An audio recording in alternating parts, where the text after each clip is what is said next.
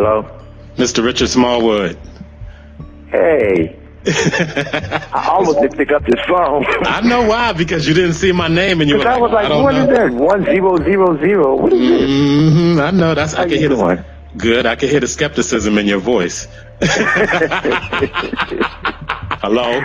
Like right. Hello? Because it's going to be a hang-up following. It might have been the quickest call of your day, huh? That's right. I'm sorry to hear about your friend. Oh, yeah, I am. Thank you. It's just been trying to encourage him. He's young. He's just, he's barely over 30. So, she's been in the hospital for probably, it's been like maybe 2 months. It's been like sort of touch and go, and he's an incredible musician. He's working on his CD. He was in Nashville putting down some stuff in the studio, and he texted me and said they're calling me to come home because, Mom's on her way out. And I was like, oh, God. So, as I told him, my heart goes out to anyone who loses a mom, because there's nothing on this planet like that. And so I think we all go through stuff like that so we can help others. So I've been trying to, be there for him. He's an only child like I am. And, there's so many similarities between us in terms of introverted, only children, musicians, the whole nine things. So I know exactly what he's going through. Mm-hmm. Continue to you know what, Richard? It's the day that we all know is coming, and we dread. Yeah. You know what I mean? It's like the most dreaded day of our lives. Yes, exactly. It really is. And it's going to happen, and then it comes. Yeah. If you don't go first, then that's going to happen. So, there's nothing to really prepare for, which I was trying to tell him, when we knew it was near the end. There's nothing you can really do but go through it. That's the only thing I can really say, And it does get easier. It does never go away, never. But it gets easier to live with. Now, I'm surprised because I don't hear many people say that. So it does get easier as the days and it gets easier to live with. But the person who came up with the old adage of time heals all wounds, it was the biggest liar ever created. Right. Because the wound is not healed. It does not go away. But life gets back to normal, and you live with it. It's not something that's easy to live with, but God gives you the strength to live with it. And there are times times will come when it's like it just happened yesterday. Like you'll see something or hear something, like I was telling him, or smell something. Something will trigger memory, and it'll take you like right there. And he was like right by her bedside, like I was when she took her last breath. So I was trying to sort of coach him through what to expect, and trying to extract the good stuff out of it. Because right now all he sees is a negative. That's a tough one, Richard Smallwood. That's a tough one. I mean, that's a real tough one. I mean, when you reflect back on that, I mean, do you really remember anything that anybody said or tried to comfort you? Do you remember any of that? I remember a lot of people said a lot of dumb stuff, which is what I told him. I said, a lot of people are going to say a lot of really dumb stuff, and the reasons they're saying it, not because they don't care, but they are so overwhelmed by what's going on with you, they don't know what to say. So instead of just being there and saying, if there's anything I can do, I'm here, they'll say really, really dumb stuff. So I remember, some dumb stuff people said, but I don't really remember. The things I do remember are the people who were there, who were there in terms of their spirits, and just said they didn't try to make any great theological explanation or anything like that. They just say, Richard, I'm here. And those who came down and stayed with me, and those who couldn't come down, who would call me every day and just, listen to me holler and scream and hoop on the phone. Those are the people exactly. That, those are the people, and those are the things that I remember and stay so close to my heart, because it just showed that they really cared. They weren't trying to come up with no kind of talking, that's quoting no Bible verses. I know the Bible, I know Scripture. You don't have to remind me none of that.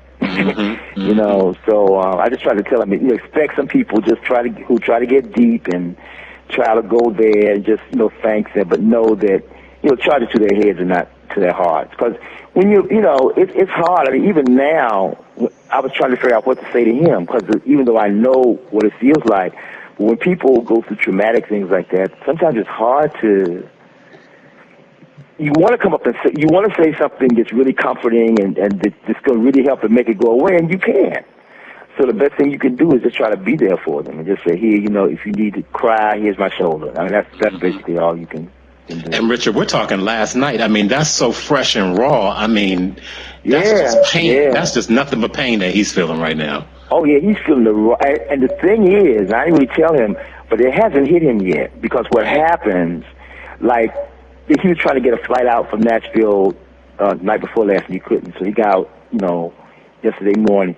He got to the hospital, got a chance to play for her, some of the CDs, the final mixes from the CD that he was working on. And he said they all cried and everything. And then he texted me that. In about maybe 2 hours, he texted me and said, Richard, Mama's gone. I was just like, floored. I was like, God, I didn't know it was going to happen this fast, but it looked like she was holding on till he got there, you know. And once she, you know, she heard and she saw, you know, she was ready to go. So, you know, he's angry with God, which I went through, you know, and he's going through all the normal process that you go through when you're like that. You know, when you go through, and like I said, it's fresh. But the thing is, when it first happens, there's a numbness. There's this wonderful thing that God has created. It sort of numbs you, and you know it's happened, but you can't really take it all in, and you do cry.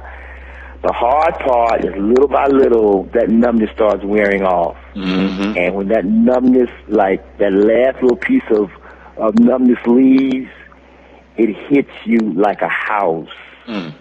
And I know that's coming. And it comes, you know, at different times in different places in the process with different people. But I remember when it hit me. After the funeral was over, everybody gone home. And I was like, oh, okay. I went through this. I went to the funeral. I went to the viewing. I went to the funeral home. I did all this. And it's over. She's gone. She's resting. She's, you know, she's in a better place. And I'm okay with it. And about 2 days after that, it was like half of Washington, D.C. just fell on top of my head. It was just like, were you at home? I have never experienced. Yeah, I was home. Okay. Yeah, I was paralyzed. I didn't do anything for about almost a year. Yeah, that's the best thing. So I told him, you know, I said, you know, take your time, whatever, you know, time that it takes you to grieve, do that. Don't, you know, now if you're going 4 or 5 years and you still feel like you did the day of the funeral, then there's something wrong. But, you know, people think, okay, well, then you grieve about 2 or 3 weeks, then you ought to be over it. But it doesn't work that way, you know.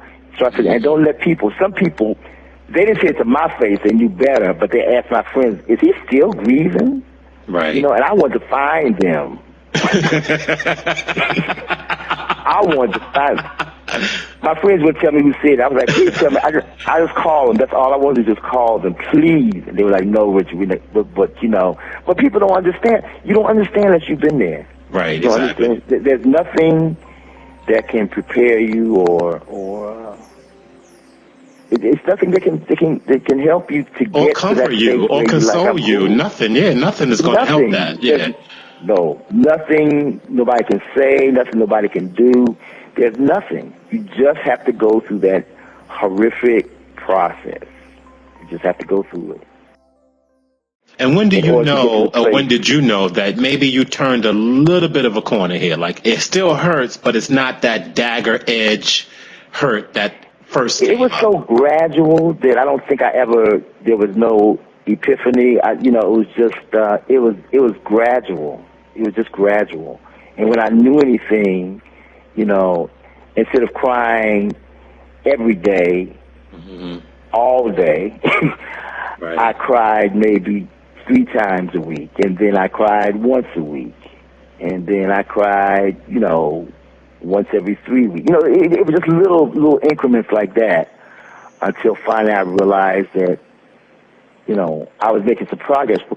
For probably the first year and a half, I didn't think I was making any progress at all. Mm-hmm. Maybe people could see it from the outside, but I certainly couldn't see it. But looking in hindsight, I know that I was, but it was very slow. It's a very methodical, very slow process. And I told him, I said, if you need to go get grief counseling, do it. Mm-hmm. Because I had to. Because I was like, I had no experience in grief like this. I've lost the closest friends in my life, and nothing, my godbrother, nothing prepared me for my mom. Nothing. So, Do you remember your first performance after you came, after your mom passed? I do. Because I stopped performing. Right. Which is basically, a lot of the stuff, how this new CD came into being. But I stopped performing for about a year. It was actually for Union Temple's, it was Willie Wilson's anniversary. They had this big banquet at some hotel, and we were the musical guests. And I remember just being terrified that I couldn't sing, terrified that I couldn't play, terrified that I couldn't perform, and just praying, God, how do I get through this? And it was the oddest thing. When I got on the stage, it felt like Mom was standing like right behind me, like saying, okay, you can do this.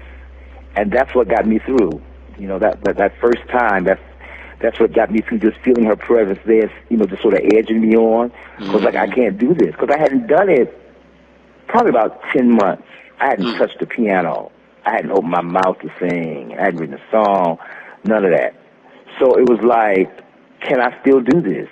And, right. The enemy has a way of taking those fears and those insecurities and really blowing them up to look like really, really huge things. So he was really working on it, talking about, oh, no, you've lost it. You can't do this no more. It's gone. Your mom, when your mom passed, that went with her. That was the source of all your inspiration. Your inspiration is gone. You remember, and Richard? I'm holding on, believing it, Right.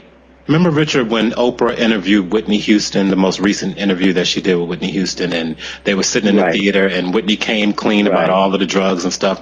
And Oprah asked her, she said, Whitney, did you think you couldn't do this again? Did you think you couldn't really sing again after all this? And Whitney said, I didn't think I had the spirit for it. Remember that?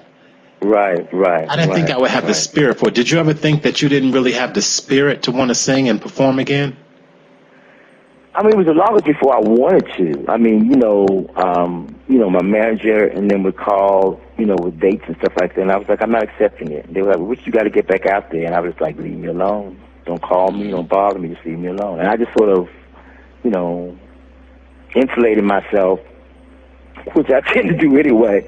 Yeah, me too. But this certainly was a whole nother level. And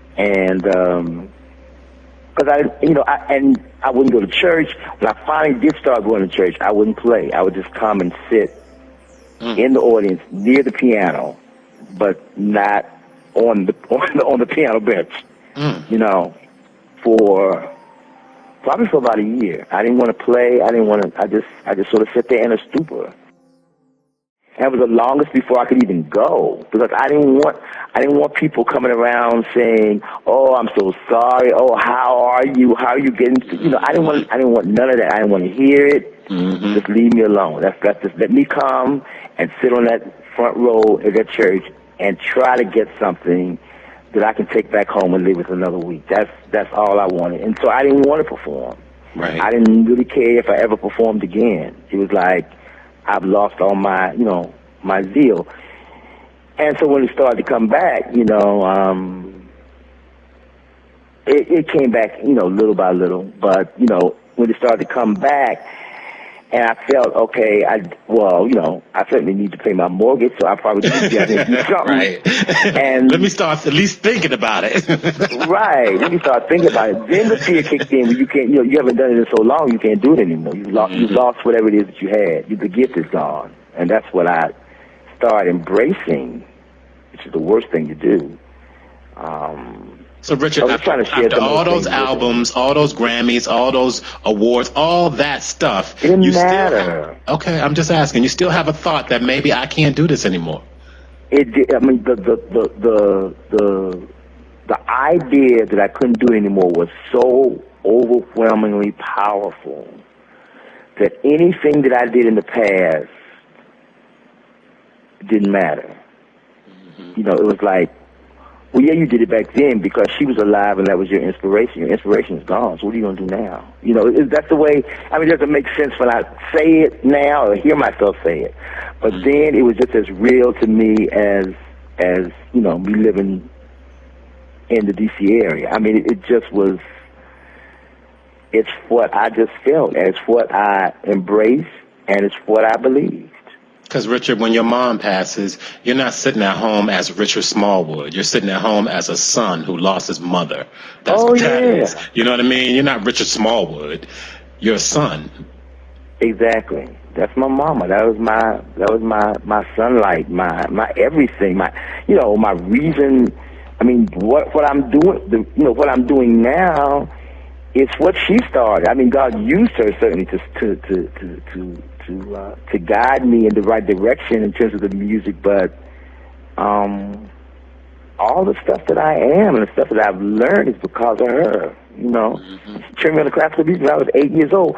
What little kid at 8-year-old goes around listening to Rachmaninoff's Piano Concerto No. 2? Please. Just you and Shirley Horn. That was about it. Right.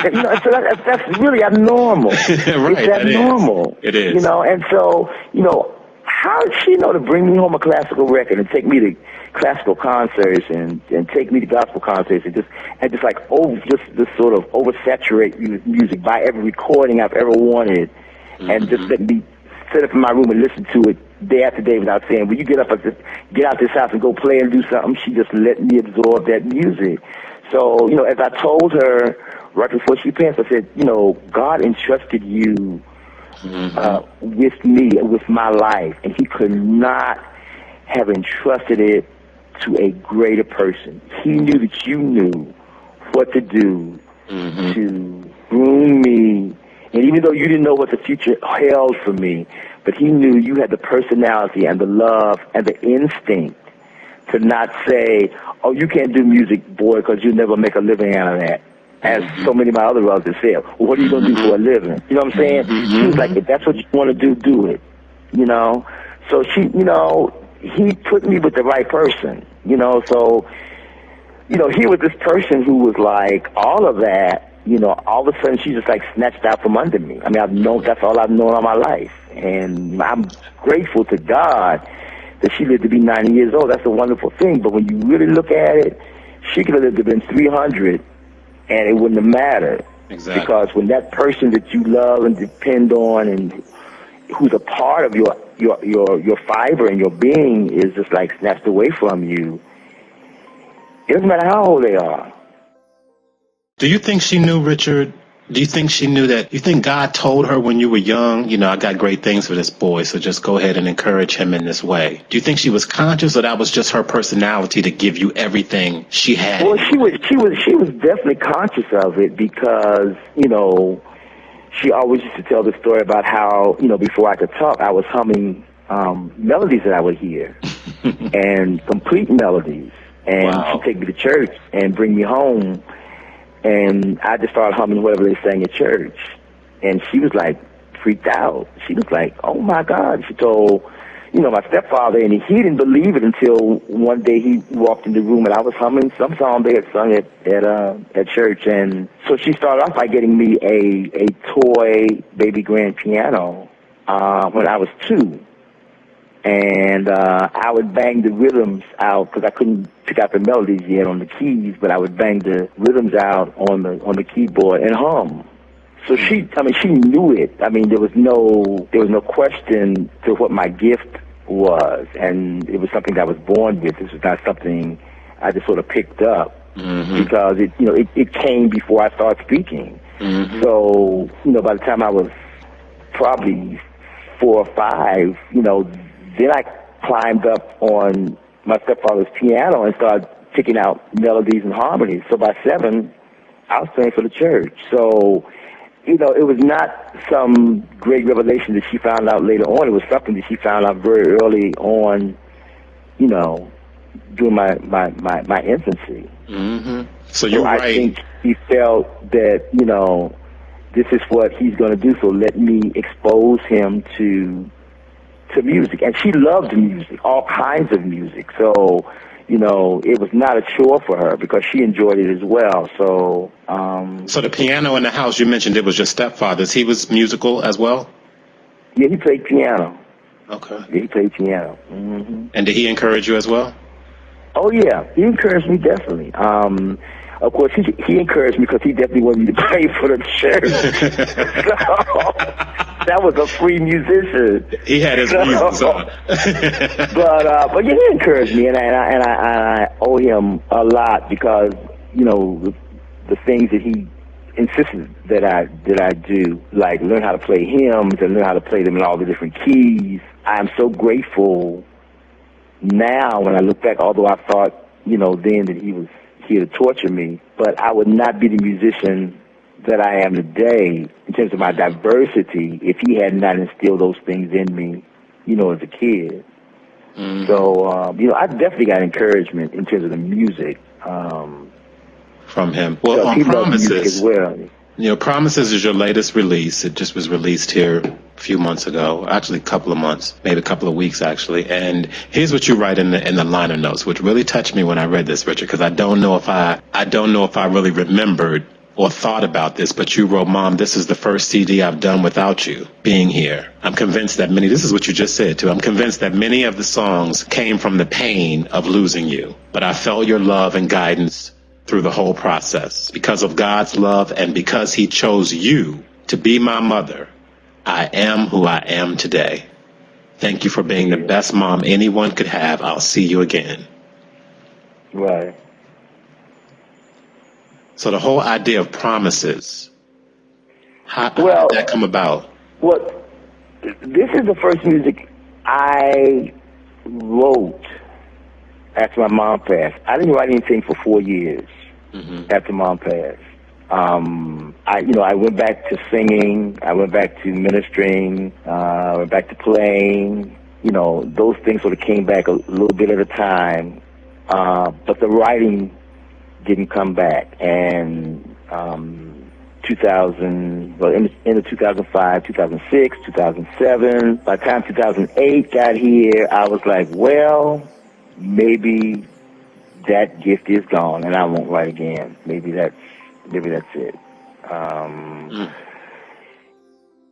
And I just I wanted to write, but nothing would come.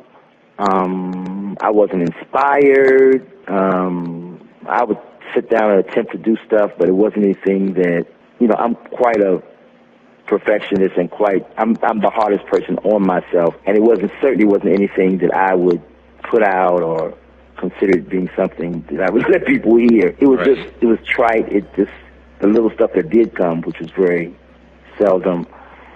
So I just sort of resigned to the fact that, this was it. And it wasn't until 2009 that I was actually watching CNN and just sort of overwhelmed by all the negative news about the economy and about recession, and just everything was just, bad, negative. And I was like, my God, can they ever report anything good? And God just sort of spoke to my spirit and said, what's really, really good? My promises. Because through all of this that, that the world's going through now, the recession and the economy and all that kind of stuff, I have made my people certain promises in my word.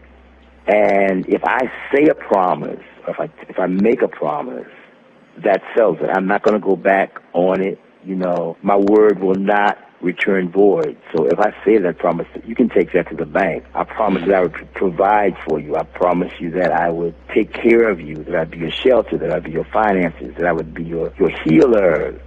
Whatever it is you need, I promise that. And what I basically want you to do is write a CD that reminds people who hear it of my promises. and take the focus off of what you see in the media and what my word says and what I've said that I would do.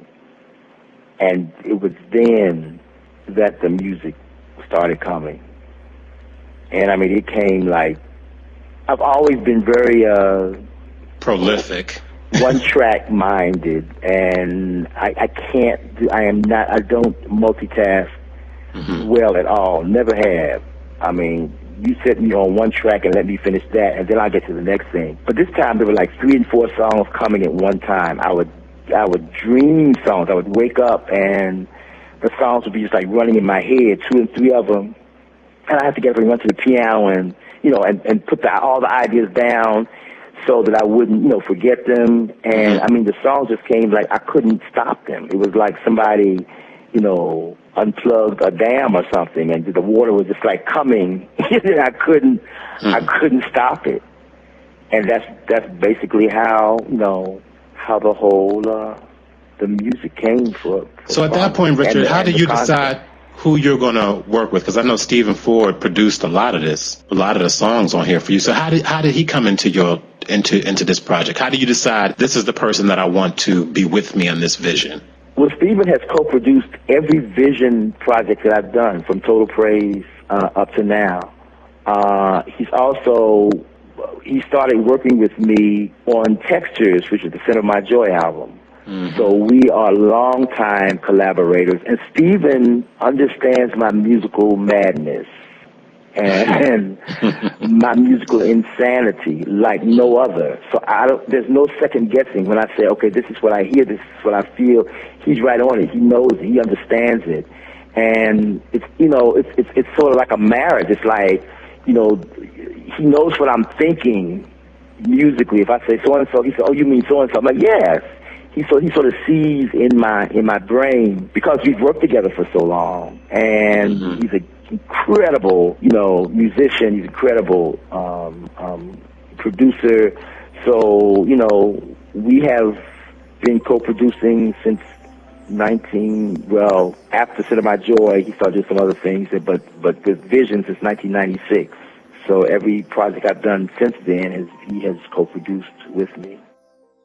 Well, speaking of Center of My Joy, I had some questions from people from Twitter and Facebook, and one of our Twitter followers and listeners said that, this is what he told me. He said that his family, at the last family reunion, they all sang together. This was hundreds of people.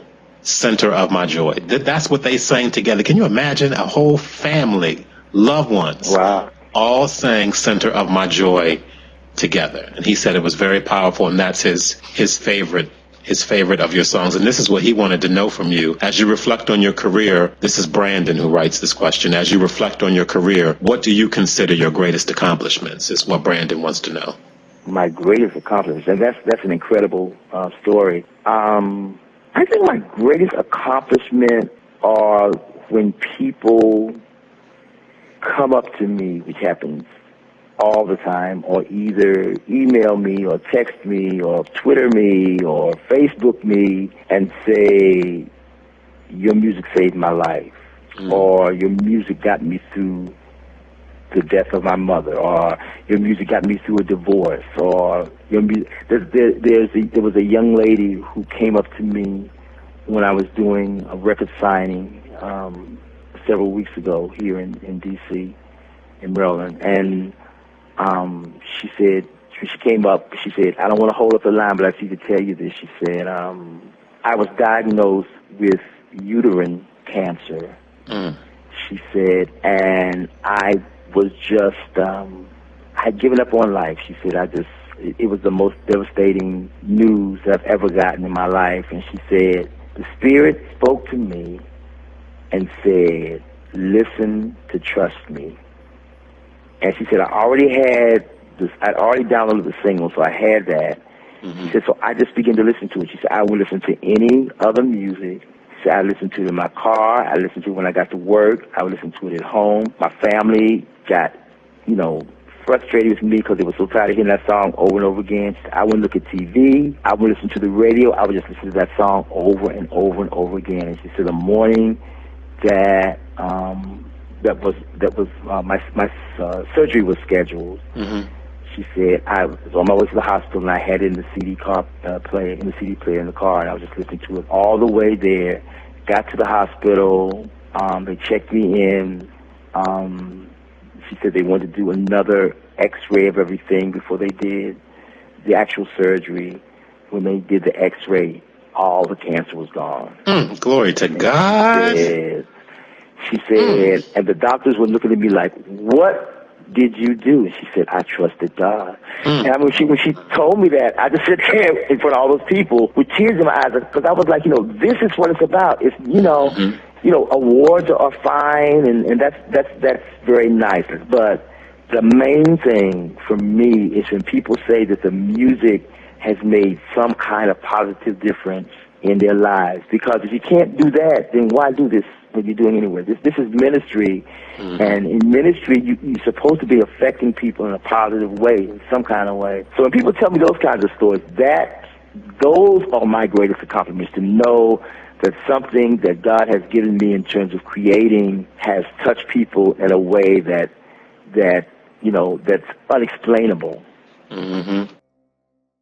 Because, Richard, I remember calling you, and I can talk about this. I have her permission to talk about this because I've shared it since this happened. But I remember calling you, and I think you were in Cleveland or someplace you were. So I think it was in Ohio somewhere, either Texas. And you were sleeping, and you picked up the phone, which I was shocked because I was prepared to just leave you a message. But you picked up, and you didn't sound all that thrilled to talk, but you did until I told you what I had to tell you, and then you kind of peeked up. But I was on a shoot. I was shooting a television special with Patti LaBelle. Remember the story? And I called you. I snuck away and called you because we're there. We're shooting. She's looking wonderful. Donnie McClurkin is there. We're all doing this Christmas special. And in between, I think she was down there where we were. We were getting ready to shoot something. But the choir was just sort of playing around between shooting. And they went into total praise.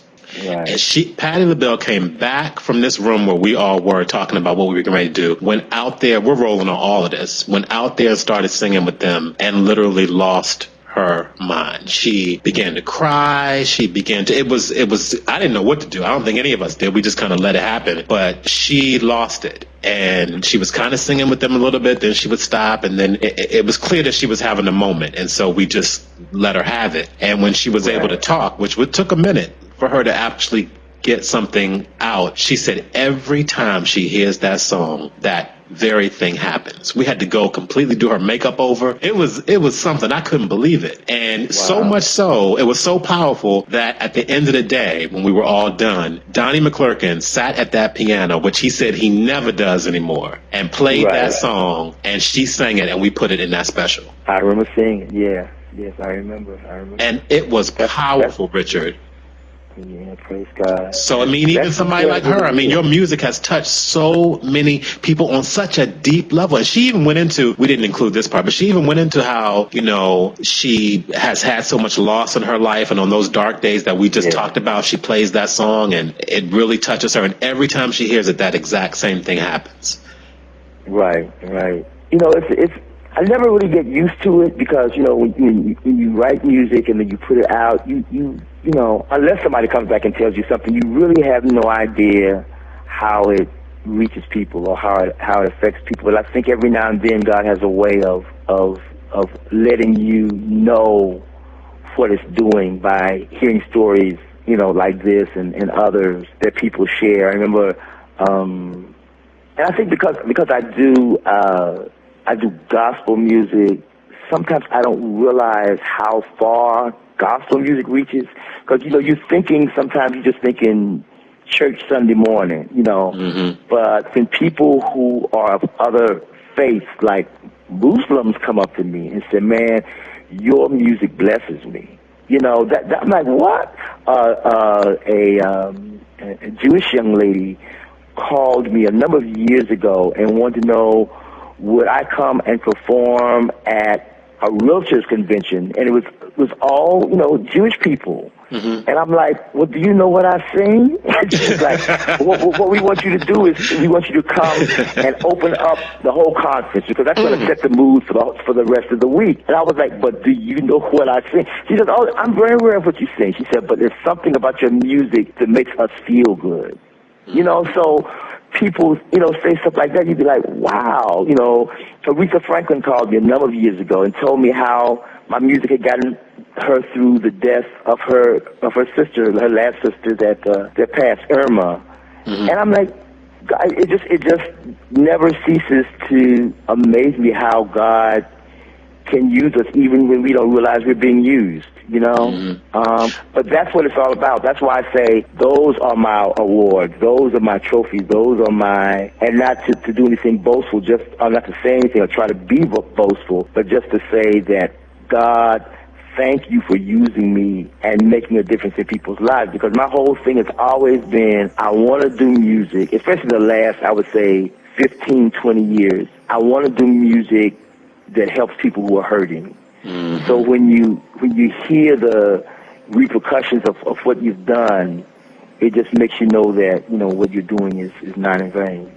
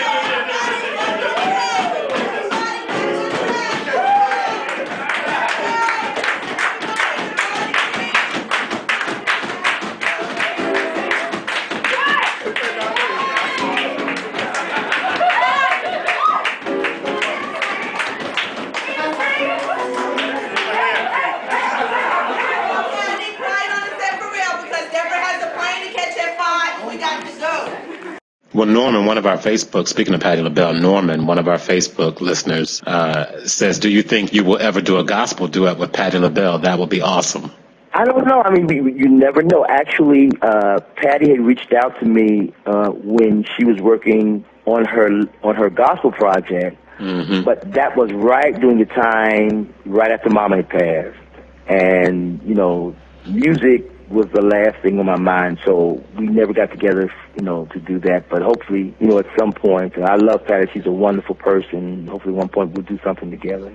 Well, you kind of mentioned this without using the word ministry, but Edwin asks, he's also from Facebook, have some gospel artists become too worldly or secular? Is the ministry still present in today's gospel music? And that's kind of what you were saying, that this is more than music to you, it's a ministry for you as well. What do you think about that? Well, yeah, I think it's got to be ministry. I mean, if you're going to do gospel music, it has to be ministry. I think there is a danger in criticizing music of today. And I say that, let me say this first. First of all, I think the most important thing, regardless of what the music sounds like or what style it is that the integrity of the message is kept the same. I think when you mess with the integrity of the message, and try to make it a crossover so you may not say God's name or however you choose to do it, I think then you are messing with the message, which is the good news. The gospel is the good news of Jesus Christ. So when you tamper with that,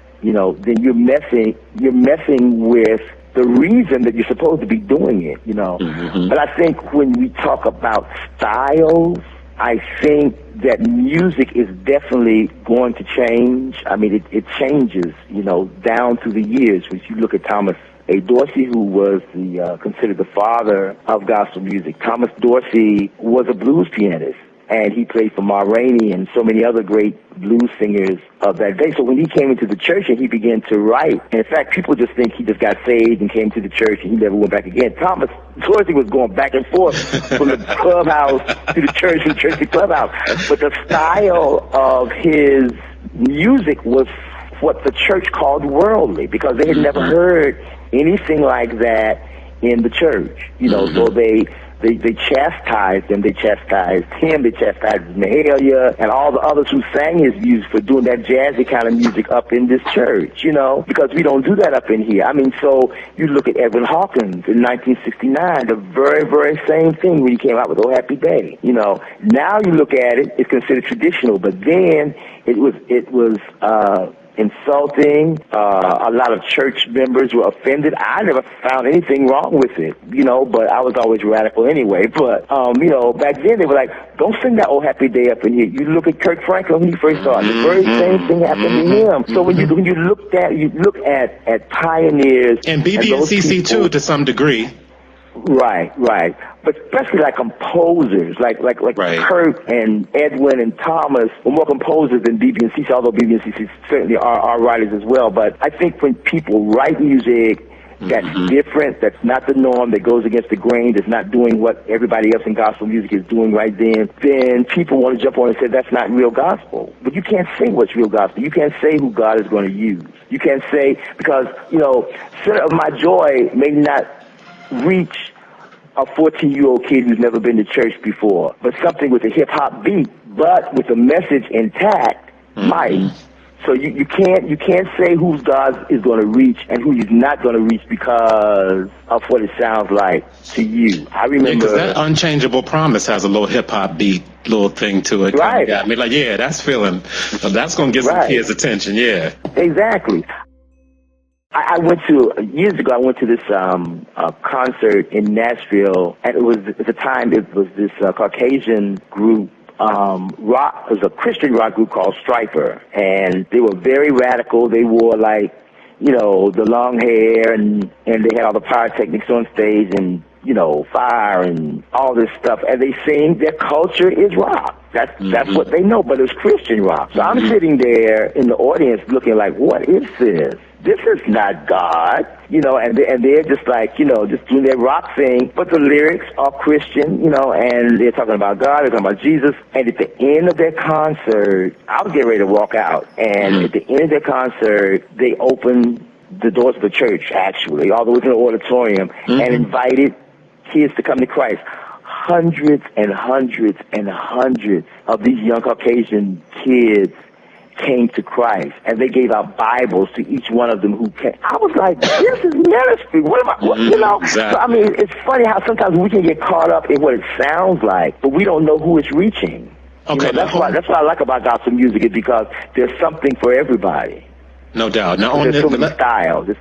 Well, given what you just said, I want to get your take on this, and I don't know if you want to talk about this or not, but I remember on the last Oprah Winfrey show, I think it was May 25th, and when the credits rolled and she had done her thing, Stephen Hurd tweeted, "This is the best example of ministry that I have ever seen."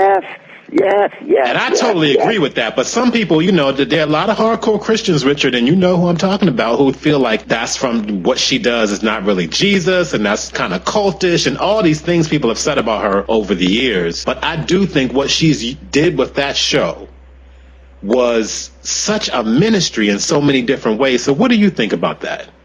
It was ministry. I mean, thousands. When I sat there and watched all of those Morehouse graduates and people that were still at Morehouse, who she was sitting through the school with scholarships, come down that aisle, the tears just rolled down my face like somebody had beat me. I'm like, this is what it's about. This is what it's about. When you see people whose lives would have been a train wreck if it hadn't been for something that she did or something that she said, that's what ministry is about. The Bible speaks about judging, and I think, unfortunately, that, and I can say this because I'm a Christian, Mm-hmm. But sometimes the Christian faith can be some of the most judgmental people on this planet. When I was in divinity school, we studied world religions, and we had to really learn about religions other than Christianity. And one thing I found out is that most religions other than Christianity are very giving, very loving, very accepting, very open. Regardless of what you may believe, they're not going to crucify you or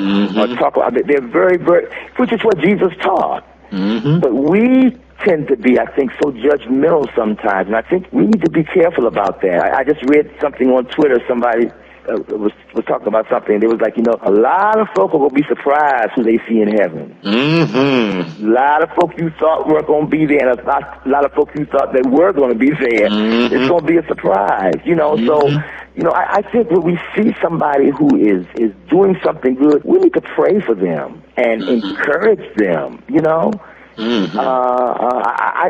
think that is a prime example of ministry.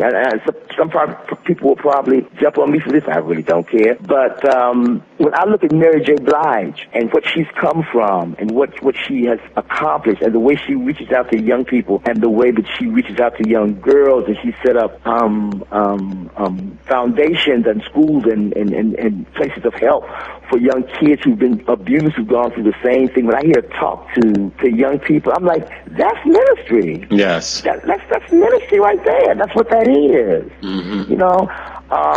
I think sometimes we try to make it more deep than it is. And Jesus said it really, really simple. What it was is about loving your fellow man and loving each other, as we love ourselves. And and it's sometimes and serving people. And serving people, being a servant. Yeah, servant. And being a servant is not an easy thing to do. That means you have to bow down and be subversive to someone else. But that's what it's all about. And sometimes I think we get to be above that or because Richard, there are some people who will, and I know you experience this, I certainly do in my sphere of influence. People, no matter what good work you do or what work they see you doing, they will find one thing about your life to comment negatively on. And for Oprah, it's always, she might do good work, but she's still been living with a man in sin for 25 years. And they always got to find something to nitpick at.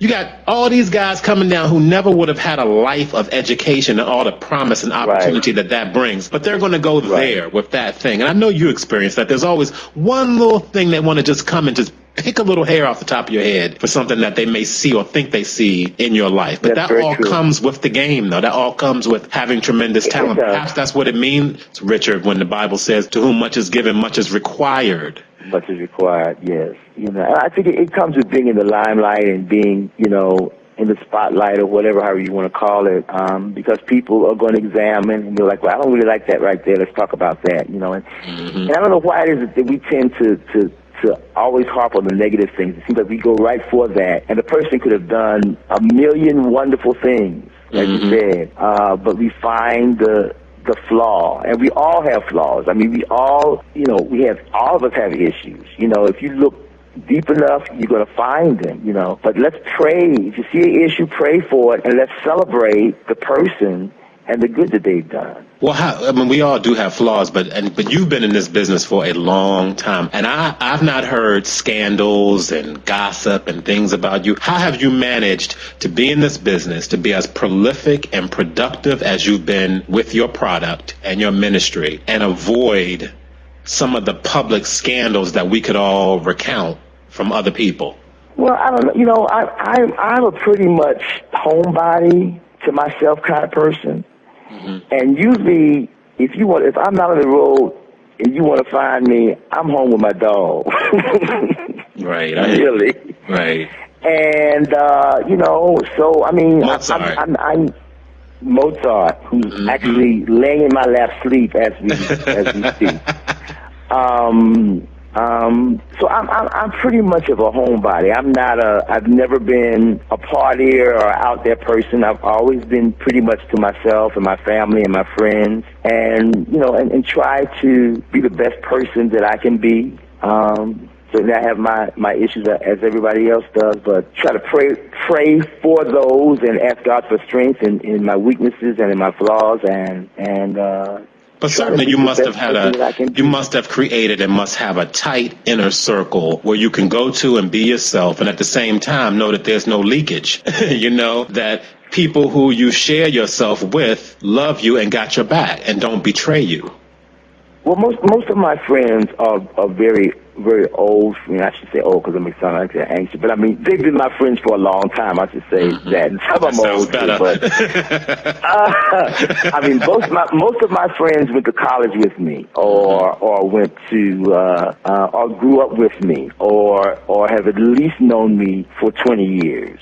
And my family. So that's basically who I keep around me. Those people don't really care if I'm Richard Smallwood or not. Right. You know, they love the person. They're not really concerned about what I do in the studio or how many records I sell or anything like that. They're happy and they're proud for me. But the person that they care about and the person that they love is not some, person out there who's an artist and who's a recording artist and who's in the limelight. It's just plain old Richard.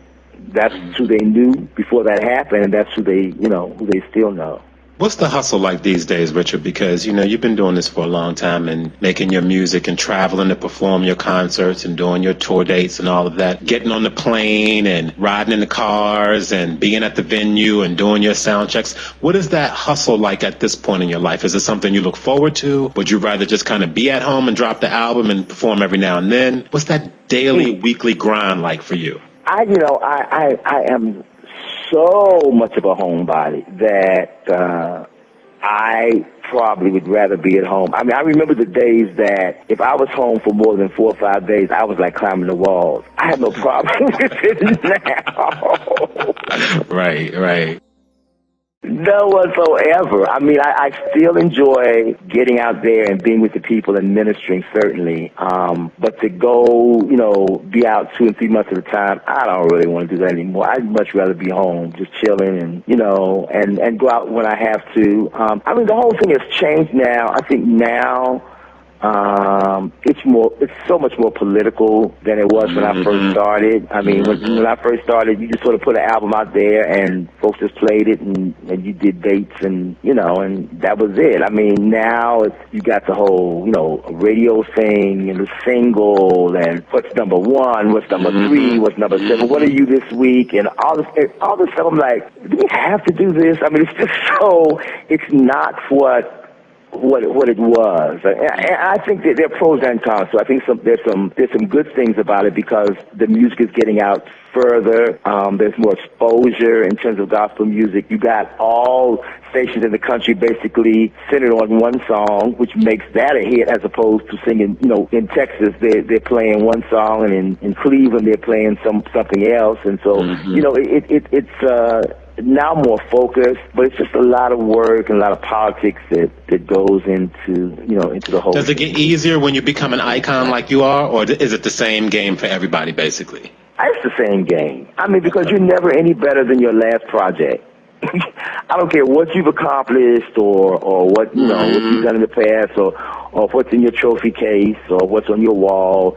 It really doesn't matter. It's like, what have you done for me lately? Whoa. I mean, I'm obviously not you, but let me fight you on that and see if we can see. Let's just fight a little bit on that because they're not calling everybody the maestro.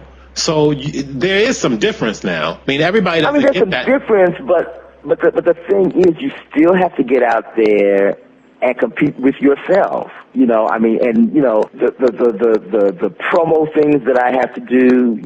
It doesn't matter that I'm Richard. It just matters.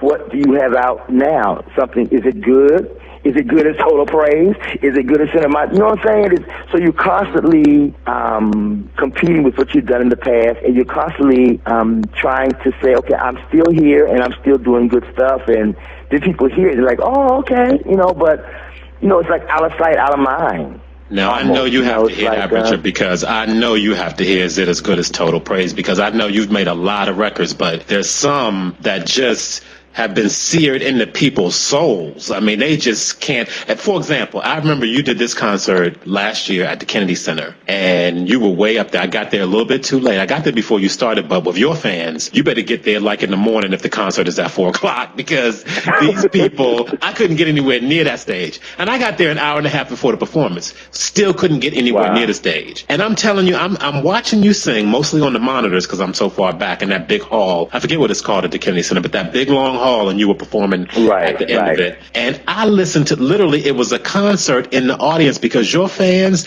they know every word, they know every lick, their hands are up, their eyes are closed, they're singing every single thing with you. Beautiful harmonies. I mean, the concert was out there in the audience. I said, these people love you. They are down with everything you do. Yeah, and I'm so appreciative of that. I mean, that encourages me to stand on the stage and watch people singing your songs. That has to be one of the most inspiring things, and look at the expression, on their faces. That has to be one of the most inspiring things a composer can ever experience. Because it lets you know that the people are embracing, what it is that you do. And the love that I get from my supporters is more than I can even articulate. I mean, constantly, daily, I'm getting, encouragement through Facebook and through Twitter, especially, those two things on the internet. And it just really makes you think that, or makes you know that what you're doing is working. And all the stuff that you go through, the hard stuff, the hard knocks, like people told me that I couldn't write when I first started. All that really doesn't mean anything anymore, because you see the results of what you've done through people's testimonies and through the love that they show me. How did you come to be called the Maestro? How did that happen? I don't know who started that. I have no idea. I mean, I guess I'm sure it has everything to do with with me playing the piano and being classically trained. And I'm sure that has a lot to do with it. I'm not sure who started it, but it just sort of caught on. I guess I sort of inherited, because years ago, the late great Thomas Whitfield was called the Maestro. That's when I was first coming along. And some kind of way I inherited that, so I'm honored, and I have no idea how it started. Are you ready to bequeath that to somebody else out here right now? Or are you gonna hold on to it a little while longer? I'll hold on for a minute. I ain't trying to go nowhere tomorrow. I heard somebody, I think it was I'm Whitney not Williams. trying to go nowhere no time soon. I think it was Whitney Williams who asked Aretha. She said, well, who's the next Aretha? Aretha said, Aretha. I said, all right. You sure did. I saw that. You saw that? Did you see that? Yes, I did. I think that's what I hear you saying. Right. You'll hold on to that for now, right? I'm honored by the title, but I'll hold on to it. I think if I give it up, that means that I'm retiring, or either I'm going somewhere else, and I ain't trying to do neither one of those, so I'll hold on for a minute. Let me take you back, because I don't know if you'll remember this, but this is one of our Facebook users now. He says, this is not a question, however, please tell Brother Smallwood that the storyteller, Baba C., Lord Lorenzo Callender II, from way back in the day, sends his greetings and wishes him continued success. So I don't know if that name rings any bells for you. Wow. Baba C., Lord Lorenzo Callender II. Lorenzo Callender. Yeah, he says, Brother Smallwood and I go way back a bit. Before I became a griot/master storyteller, I was an aspiring, starving actor and DC poet of some note. Ah, I'm thinking that must be like the Howard days or something like definitely. that. I mean, because of there's so many people I've met who come through my life. From Howard, I'm forever running into people, especially on Facebook, that I haven't seen in 30, 40 years. It's just a wonderful thing. So when people surface that I haven't seen, it always makes me feel good to some of them you probably don't want to see, but we won't talk about that. He does have a question for you. He does say, how has the genre changed in the last 5 years? Last 5 years? Mm-hmm. Well, I mean, I think it's constantly changing. I mean, in terms of style and things of that nature. I think the industry has changed as I alluded to a little bit earlier, in that gospel music. When I first started out, gospel music was sort of considered the stepchild. It was not. It was something that was reserved for storefront churches, as a lot of people thought. The industry certainly didn't embrace it as a whole, but I remember seeing a survey in Ebony a number of years ago, and they were talking about the best-selling recordings, and gospel was number one. So I knew then, I was like, okay, there's a change coming. Something's getting ready to happen. And certainly, I mean, you cannot turn on the TV, you cannot go to a play, you cannot go to a movie without, if you don't hear a gospel song, there's certainly gospel influence. The commercial, I mean, it's everywhere. And everywhere, all over the world, they have gospel choirs in Japan, in Italy, in Norway, in Germany, in Paris. Everywhere you go, gospel is a very well-loved genre. So I think the way it has spread and the way it has been accepted and embraced is probably the biggest change. Mm-hmm. One of the last times we talked was right around the time that Walter Hawkins passed, and I know that you also wrote about him in your liner notes and did on your album Promises, Is There Any Way? So what led you to include that song on this project? Well, Walter was such a dear, dear friend, and his brother Edwin still is one of my closest friends. Both of them were mentors. I met them when I was about 19 and a sophomore, I believe, either junior. Y'all go way back, Richard. That is way back. We go way back. Edwin came to D.C. When Oh Happy Day hit. And that's where they came to Howard to sing, and that's when we met them. Edwin, Walter, Tremaine, all of them. And, Edwin and Walter and I became very, very, very good friends. And they became like mentors to me, and as well as friends. And certainly, I think Walter, when I look at Walter, I think so much of our ministry is inspired by him. From my music to my preaching ministry. I mean, he's inspired so much in me, my writing. And so, when he passed, it was certainly devastating, to say the least. But there was no way I could do a project and not include something of his.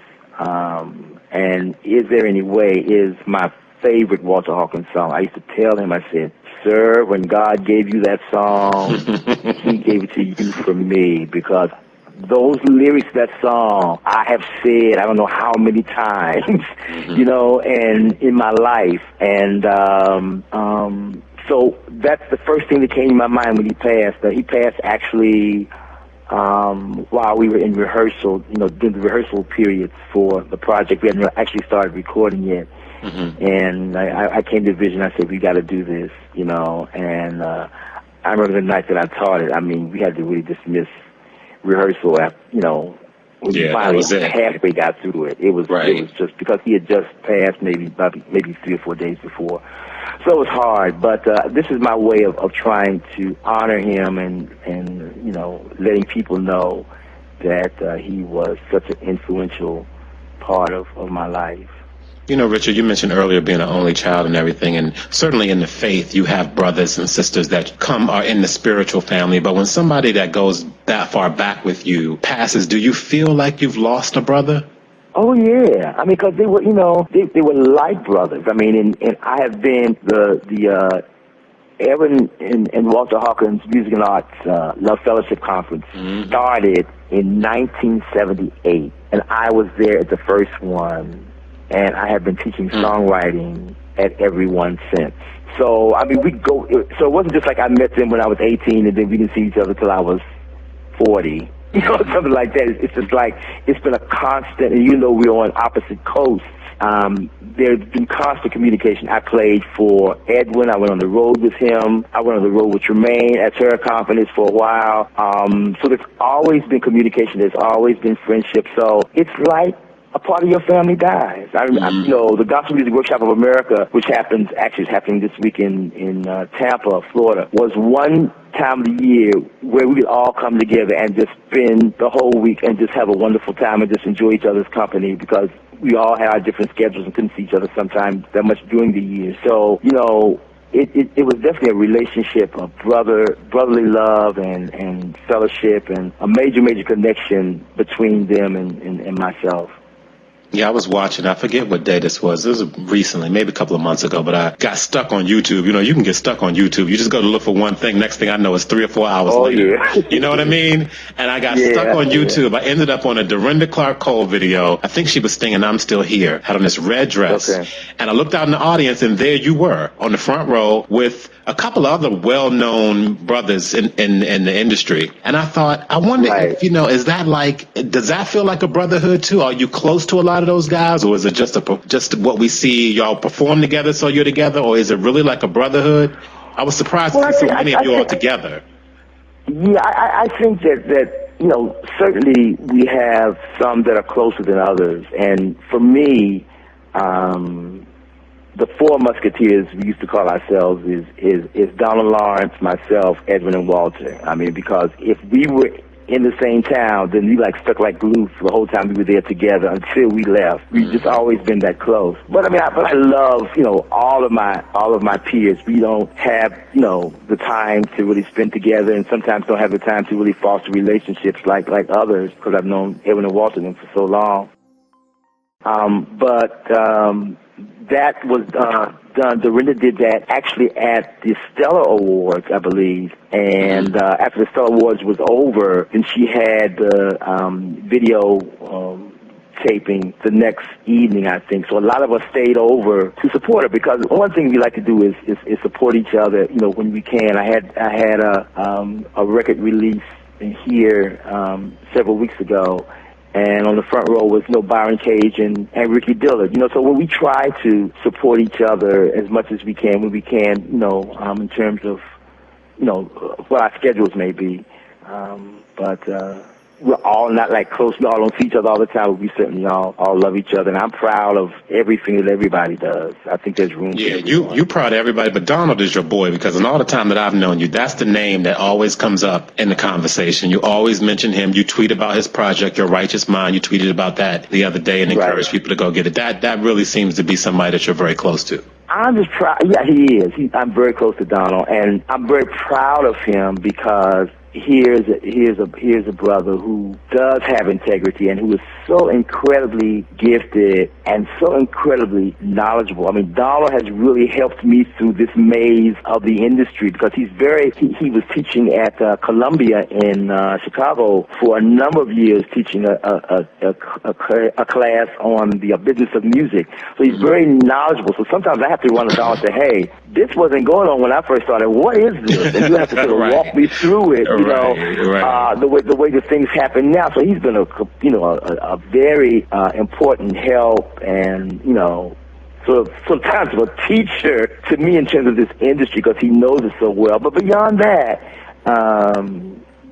somewhere along the way, he sort of joined the forces with me, Edwin, and Walter, and just became another one of the brothers. So, you know, sometimes we just may just fly out to Oakland to see Edwin and Walter, or just to hang with them or whatever.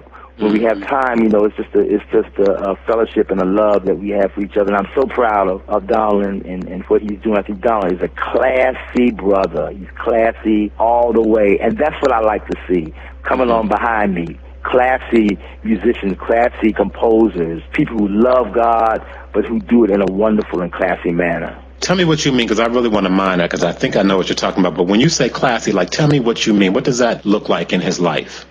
I mean, I think it's a certain. I think there's a certain way you dress. There's a certain type of elegance. There's a certain type of approach to what he does.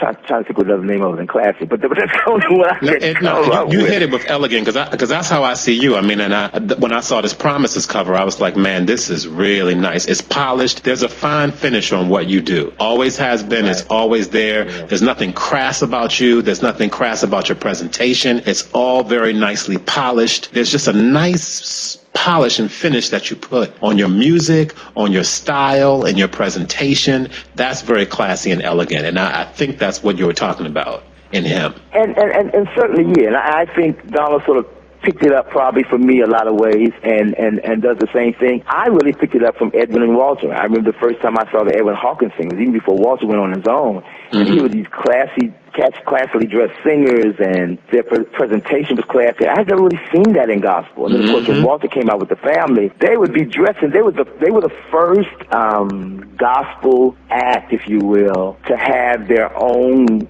sound that they carried with them. They had their own wardrobe. They would come out with these big trunks full of wardrobe when they would come, and just be impeccably dressed, and the girl's hair would be like this perfect, and I was like, yes, this is what gospel should be, you know. Right. So I think I take a lot of my influences from them, and I'm sure that Donald takes some of his influence from me and probably them as well. So we all sort of stand on the shoulders of each other. Well, I just have a few more questions for you, Richard. I don't want to take up too much of your time today, but I do want you to talk about I'm Forgiven, because I love that song. How did that come about, I'm Forgiven? Thank you. Wow. I didn't have a song that really talked about, in the whole Promises category, that talked about Jesus coming and giving his life for us and rising from the grave. And so I wanted a song sort of like that just didn't really dwell on it, but talked about, the promise of the prophets who had prophesied that he would be born and where he would be born, in the manger and in Bethlehem, in the land of Judea. And so I wanted to talk about that promise, the promise of the Messiah in the whole category of promises. So that's sort of how that sort of came along. And I had this little melody in my mind that just kept going, I'm forgiven. It kept going over and over and over in my mind. So just sort of sit down at the piano and just develop that until it came out to what it was supposed to be. Is it easy to take your talent for granted? Because you can just, like you said, just sort of bang it out. Have you ever, in the length of your career, just sort of taken all these gifts for granted? I don't ever take it for granted. I mean, whenever I do a CD, it's like I've never done one before.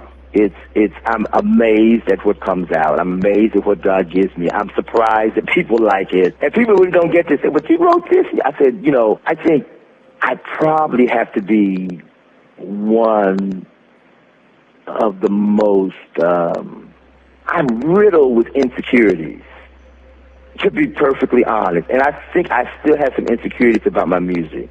And people don't understand it, but it's just how I am. And I've always been that way. I don't care what I write.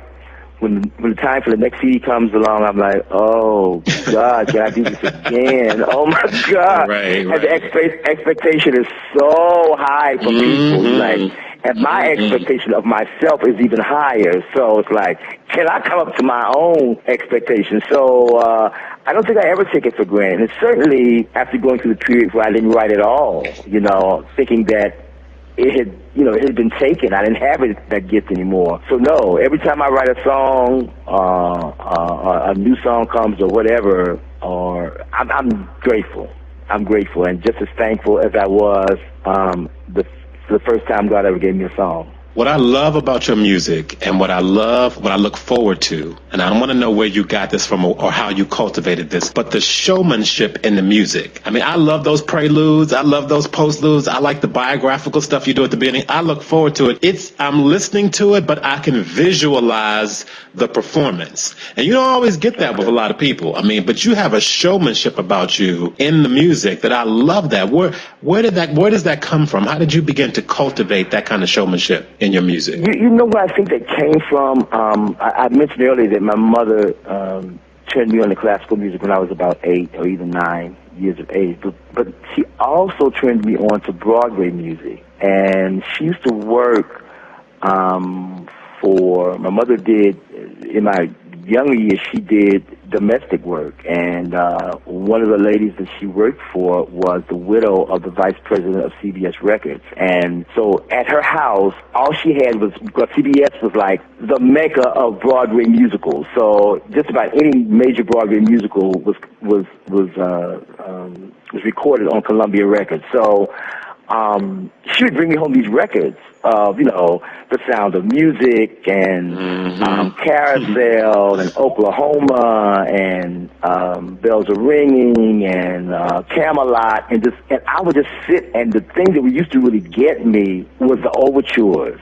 And hear the overture in my mind. I'd never been to New York to see a play, but in my mind, seeing a theater, darkened theater, and hearing the orchestra playing a medley of all these songs that you were going to hear during the show, and then also hearing some kind of big finale or something like that. So I think that's where that came from. And I always wanted to, when I grew up, I wanted to do an album that had a concept, that had a theme that ran through it, and I could start with some kind of big opening, and then the whole theme would sort of run through it. So I really believe that's where that came from, because I used to know every song to every major musical, every lyric, every chord, and that again goes back to Mama.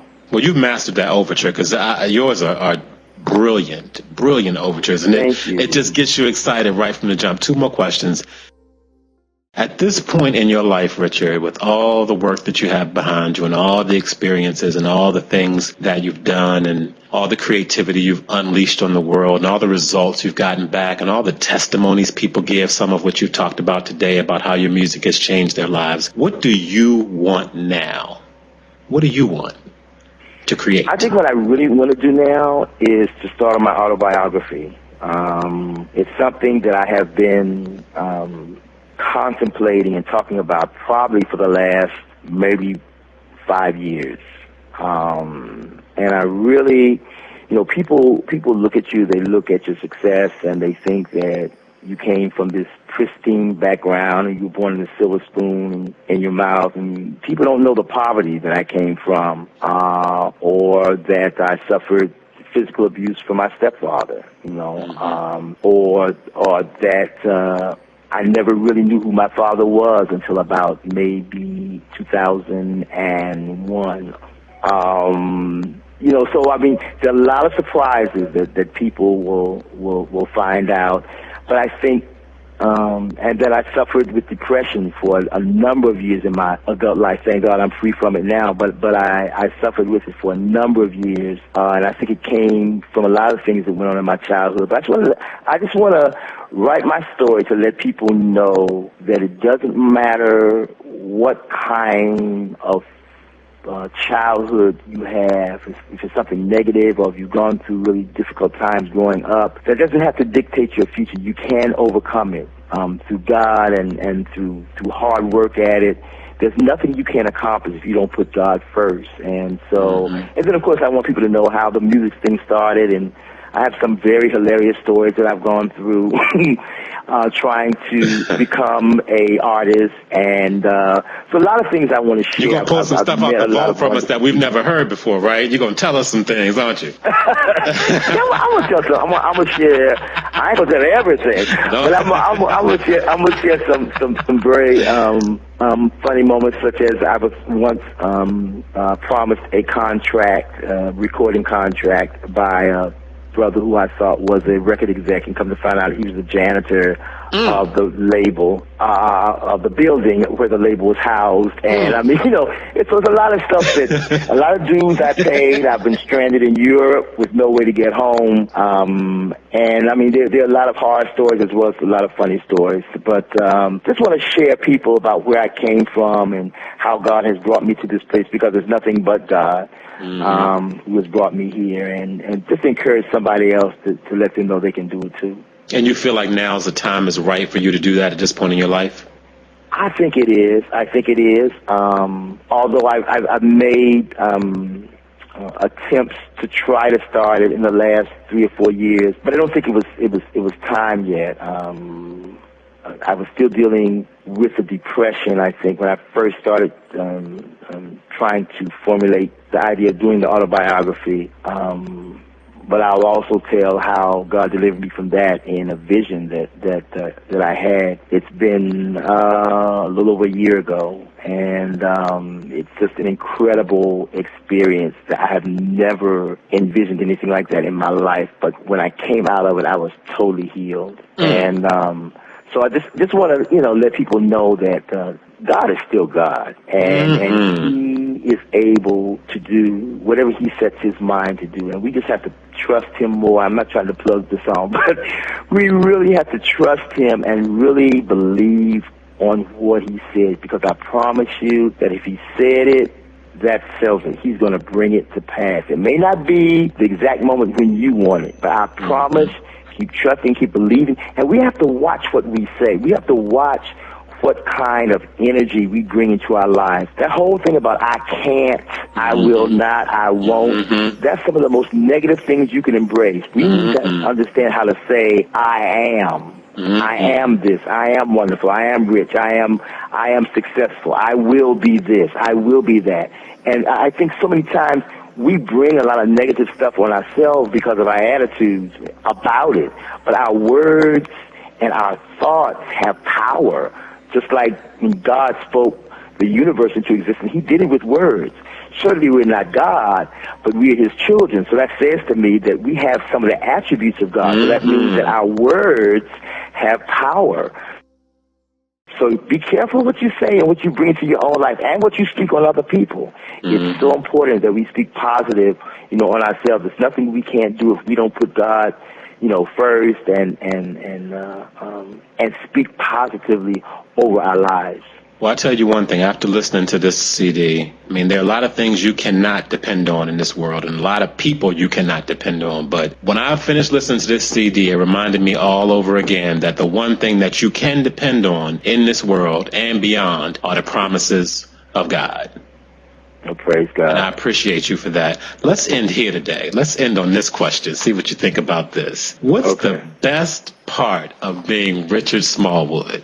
What's the best part of being? I don't know. Well, I think the best part is probably sometimes, like, I remember I was in Chicago and was going through security, and I was late getting to the airport, and it was this incredibly long line. And I looked at my assistant, and I said to him, we're not going to make this plane. He's like, we got to make it, because if we don't make it, we got a concert to get to. We're just not going to make it. There's no way we're going to make the connections. And I just started praying. And it was it was one of the ladies who worked at security. She was fussing at everybody. She was hollering at people. And we were like, oh, Lord, what is wrong with her? And she get up on the wrong side of the bed. And she looked at me. We were saying, like, way back in the line. She looked at me with this frown on her face. And she started walking towards me, and I was like, oh, God. I started looking, maybe I have to take my shoes off now. I don't know what we haven't gone through the security yet. She said, Mr. Smallwood. I said, yes, ma'am. She said, come up front. I'm going to let you through. That is one of the best parts of being me, because I made my plane. I made my flight. She ushered me right up front to the consternation of, I'm sure, of a whole bunch of people who were behind me. Did not appreciate their eyes, that, whatever. Smallwood, exactly. Yeah. But sometimes those are the perks. Definitely those are the perks. So you weren't incognito that day, no hat and glasses and all that. I did. I look, people think I'm incognito, but that's the way I dress.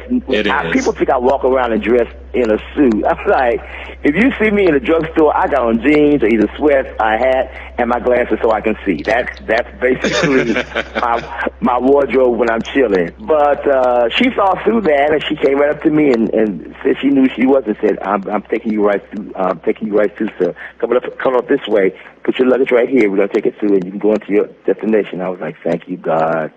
So getting through airport security at the head of the game is one of the best things about being Richard Smallwood. Definitely. Definitely. Well, I appreciate what you said about I am, and I just want to tell you, I've known you for a long time. I am your friend, I am your brother, and I love you. And I thank you for your time today, and I appreciate you so much. Whenever I talk to you, no matter what we talk about, it always warms my soul, and I'm so glad that you're in my life. I don't want to say too much because I'll start balling. Robert. I'll start balling, Richard. Oh, I love so you too, glad. man. You know I do. I know you do. That's why it moves me, because I know you do. And we've talked about a lot of things in my life and in your life, and I just remember some of those conversations, and it's so good to know that, and it's very unique. We don't have time for all of this today. Maybe we'll do that another day in the future when your book comes out. But it's so good to know the way that we're in one another's lives is nothing but God. Right. And nothing but. Yeah. Nothing but God. And the way that we have our souls, it's like David and Jonathan, who have just been knit together from the very beginning. And I appreciate you, and I love you for that. So thank you for your time today, Richard. Thank you, Robert. I appreciate it, man. It was my pleasure. All right. I'll talk to you soon. All right. Take it now. All right. Bye.